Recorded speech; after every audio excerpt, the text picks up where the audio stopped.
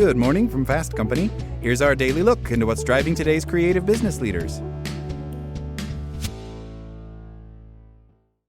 At a recent J.P. Morgan Chase employee town hall meeting, one brave soul brought up a petition pushing back against the firm's decision to force workers to return to the office 5 days a week.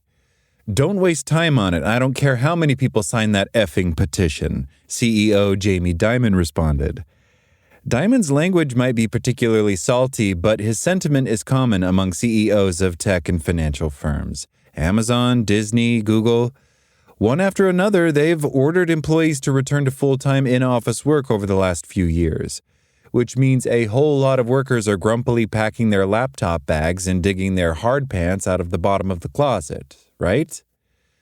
You could be forgiven for thinking that return-to-office mandate means tons of employees are returning to offices, but recent data suggests that a whole lot of people are responding to RTO mandates differently. They're ignoring them. Bosses crack down on remote work.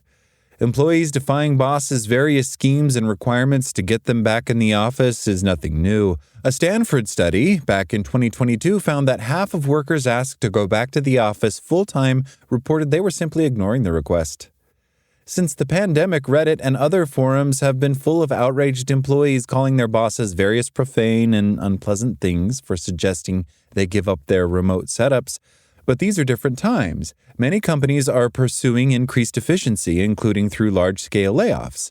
Like Dimon, bosses seem all too happy to let go of any employee who might defy their RTO orders, which might make you think that employees are finally begrudgingly heeding the back-to-the-office call. Not so. According to Nick Bloom, the Stanford economist behind the 2022 study and a longtime leader in research into hybrid and remote work, employees are still ignoring RTO orders. In 2023, Bloom shared real estate and transit data suggesting that most businesses were settling at 3 days in the office and 2 at home. "The return-to-office push seems to have died," he tweeted. "The RTO wars were over. Hybrid won." The rhetoric from bosses may have heated up since then, but according to Bloom's latest data, the numbers haven't really budged. While policy requirements for office attendance have jumped 10% since early 2024, actual attendance has barely moved, increasing less than 2% during the same time period, reports Time. The Dimons of the world may be noisy, but 67% of firms all maintain a hybrid policy, and that rises to 70% in companies with less than 500 employees. Even those who have a 5-day-a-week attendance policy on paper seem to be hybrid setups in practice. According to Occuspace CEO Nick Halverson, whose workplace occupancy sensor technology is deployed across Fortune 500 companies, many firms mandating 5 days in office see almost the same rate of utilization as those with more flexible policies, the Time report adds. Learn to lead remotely.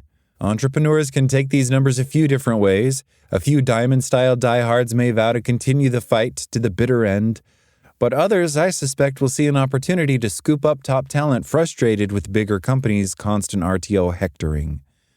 While data suggests hybrid work is holding steady overall, job openings advertised as remote or hybrid are down. Indeed shows a decline to 7.8% of jobs from 10% in 2022, while LinkedIn saw a fall from 26% to 21%. If you put your openness to remote arrangements in a job ad, you are likely to be deluged with candidates seeking flexibility. The other potential takeaway here is that reluctantly or not, bosses need to finally learn to manage remote work. One 2024 survey of business leaders found a shocking 75% said their firms were still terrible at remote work. Other polls find remote employees waste vast amounts of time reassuring and performing busyness for anxious managers. You can try to browbeat and threaten your team into coming in 5 days a week, but the latest data suggests you probably won't have anything close to perfect success. That makes adapting for our new world and remote work and shifting how we lead a logical choice.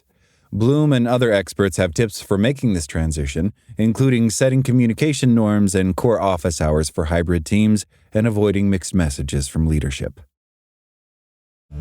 That's all today from Fast Company. Talk to you tomorrow.